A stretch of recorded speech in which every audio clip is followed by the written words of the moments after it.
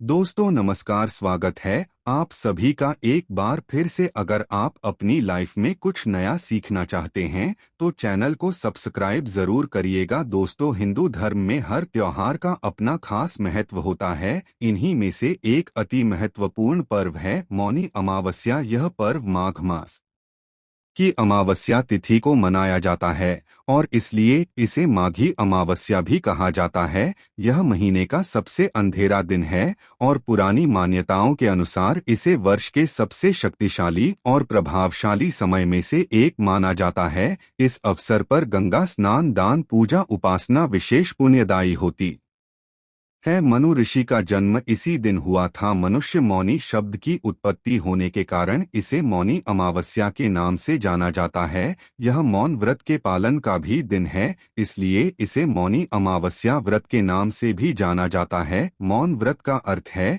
व्रत का पालन करने वाला व्यक्ति उस दिन एक शब्द भी नहीं बोल सकता। यह उपवास का सबसे कठिन रूप है। केवल कुछ लोग ही इस व्रत को रखने में सफल हो पाते हैं। यह स्वयं से और ईश्वर से जुड़ने का दिन है। इस दिन पवित्र संगम में देवताओं का निवास होता है, इसलिए इस दिन गंगा स्नान का विशेष महत्व है। मान्यताओं के अनुसार मौनी अमावस्या के दिन गंगा स्नान और व्रत करने से संतानों की उम्र बढ़ती है। ऐसा माना जाता है कि इस दिन फिर बेदी में स्नान और दान करने से 100 अश्वमेध यज्ञ और 100 गुना के समान फल मिलता है। इस मार्च को भी कार्तिक के समान पुण्य मास कहा गया है, क्योंकि इस व्रत में व्रत करने वाले को पूरे दिन मौन व्रत का पालन करना होता है, इसलिए यह योग पर आधारित व्रत कहलाता है। मौनी अमावस्या पर इस बार बेहद शुभ योग बन रहे हैं। इस दिन सर्वार्थ सिद्धि योग के साथ ही 30 साल बाद खप्पर योग बन रहा है। खप्पर योग शनि के शुभ प्रभावों के लिए किए जाने वाले उपायों के लिए विशेष फलदायी माना जाता है। इस दिन अगर आप पूरे दिन मौन रहकर व्रत न रख सके तो सुबह के समय कम से कम 1.25 घंटे तक मौन व्रत अवश्य रखें और इस दौरान आप स्नान कर भगवान का पूजन करें। उसके पश्चात दान करें। स्नान दान पूजन का 16 गुना अधिक पुण्य फल प्राप्त होता है।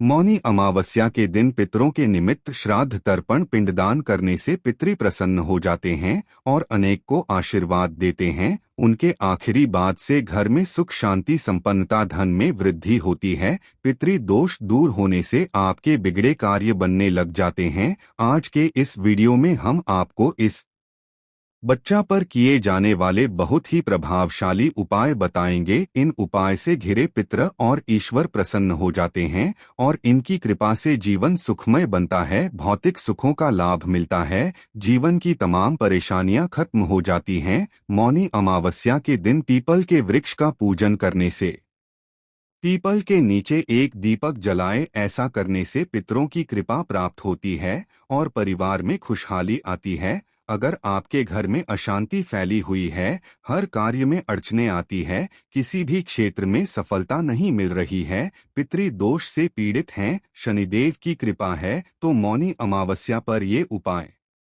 जरूर करें। इस दिन सुबह पानी में गंगाजल मिलाकर स्नान करें। स्वच्छ धुले वस्त्र धारण करें। सूर्य देव को अर्घ्य देने के बाद उसी लोटे में शुद्ध जल ले लें। उसमें थोड़ा सा गंगा जल मिला दें, थोड़ा गाय का दूध भी मिला दें, थोड़ी शक्कर और काले तेल मिला लें और एक सरसों के तेल का दीपक लेकर घर के आसपास किसी पीपल के वृक्ष के पास में जाएं। श्री हरि विष्णु जी के महामंत्र ओम नमो भगवते वासुदेवाय का जाप करते हुए बोझल पीपल की जड़ में अर्पित कर दें। वहां दीपक रखकर जलाएं। पूरे समय मंत्र का जाप करते रहें और पीपल की 11 परिक्रमा करें।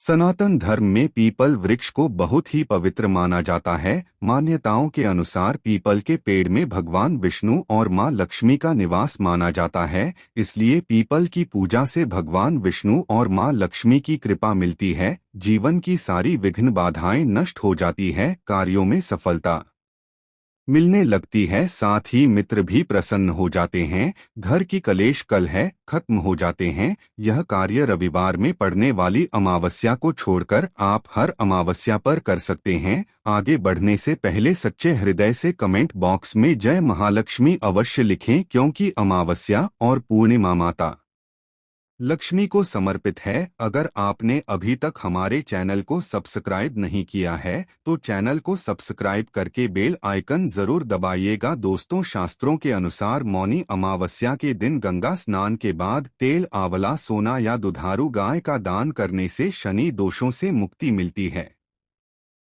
मौनी अमावस्या कालसर्प दोष निवारण के लिए भी सर्वश्रेष्ठ मुहूर्त होता है। मौनी अमावस्या के स्नान के बाद मसूर की दाल एवं कुछ रुपए किसी सफाई कर्मी को दान कर दें, इससे भी कालसर्प दोष का निवारण होता है। देवी लक्ष्मी को प्रसन्न करने के लिए इस अमावस्या की रात अपने मंदिर में एक खाली रखें अनामिका उंगली से कुमकुम लगाकर थाली पर एक स्वास्तिक का चिन्ह बनाएं। महालक्ष्मी यंत्र या फिर मां की तस्वीर को उस थाली में स्वास्तिक के ऊपर रखें। मां लक्ष्मी का कुमकुम, अक्षत और खुशबू से पूजन करें। शुद्ध घी का दिया जलाकर उन्हें केसर की मिठाई या फिर हलवे का भोग लगाएं और महालक्ष्मी नमः इस महालक्ष्मी के मंत्र का कमल गट्टे की माला पर 108 बार जाप करें। मां से अपने घर में स्थायी वास करने की प्रार्थना करें। इससे घर में सुख समृद्धि आती है, धन आने की कभी कमी नहीं होती है। अगर आप धन संबंधित समस्याओं को लेकर बहुत चिंतित हैं, ऐसा लगता है कि मां हाथों से धन रेखा ही मिट गई है, कहीं भी देखने आए बिना लाभ नहीं होता है, धन प्राप्ति का कोई मार्ग नहीं दिख रहा है, धन आता है तो टिकता नहीं है, तो यह समस्या दूर करने हेतु अमावस्या की रात में झाड़ू से जुड़ा हुआ ये अचूक उपाय आप जरूर आजमाएं। दोस्तों, झाड़ू को लक्ष्मी का प्रतीक माना जाता है। इससे जुड़े शगुन अपशगुन भी हमारे जीवन में बहुत गहरा असर डालते हैं। हमारे घर से गंदगी और दरिद्रता को दूर करती है, तो अपने घर के ईशान कोण यानी के उत्तर पूर्व कोने को साफ करें। वहां पर एक स्वच्छ लाल वस्त्र बिछाएं और फिर एक झाड़ू लें। झाड़ू खरा नहीं होना चाहिए या तो नई झाड़ू लें, या फिर बेहतर है कि जो जादू का आप अपने घर पर इस्तेमाल करते हैं उसी को लें। उस झाड़ू को कपड़े पर लिटा कर रख दें, फिर झाड़ू का पूजन करें। फिर एक मौली धागा लेकर उसे झाड़ू के ऊपर के हिस्से पर 3 बार लपेटकर बांध दें। फिर हल्दी, कुमकुम, अक्षत और फूल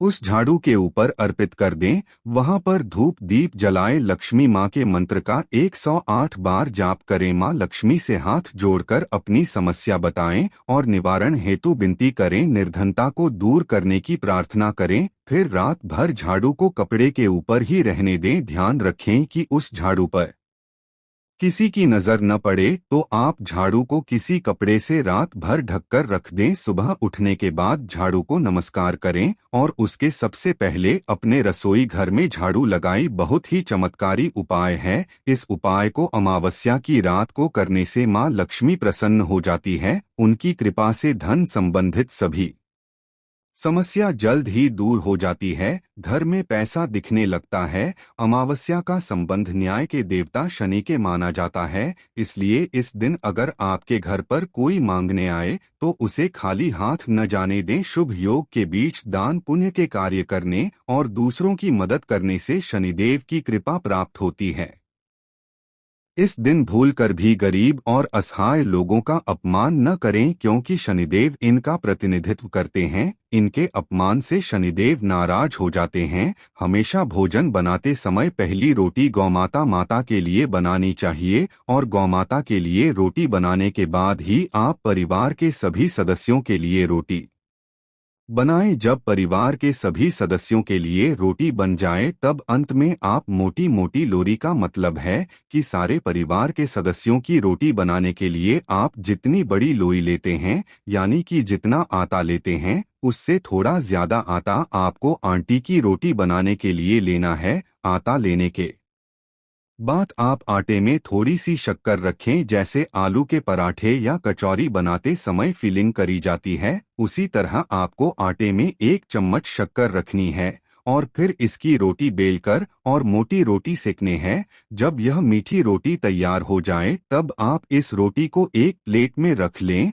और रोटी के ऊपर चुटकी भर सरसों का तेल लगा दी। अब इस प्लेट को अपने मंदिर के सामने ले जाकर खड़े हो जाएं और भगवान श्री गणेश, भगवान विष्णु, माँ लक्ष्मी जी और पितरों देख को प्रणाम करें और सभी कष्टों और संकटों को दूर करने की प्रार्थना करें। शनि देव को प्रणाम करें और शनि दोष को दूर करने की प्रार्थना की। पितरों से जाने अनजाने में की गई गलतियों की क्षमा मांगी और पितृ दोष को दूर करने की भी प्रार्थना करें। यमदेव को परिणाम करें। यमदेव को प्रणाम करने के पश्चात आप उस रोटी को ले जाकर काले रंग के कुत्ते को खिला दें। अगर काले रंग का कुत्ता न मिले तो आप किसी और भी कुत्ते को इस रोटी को खिला सकते हैं।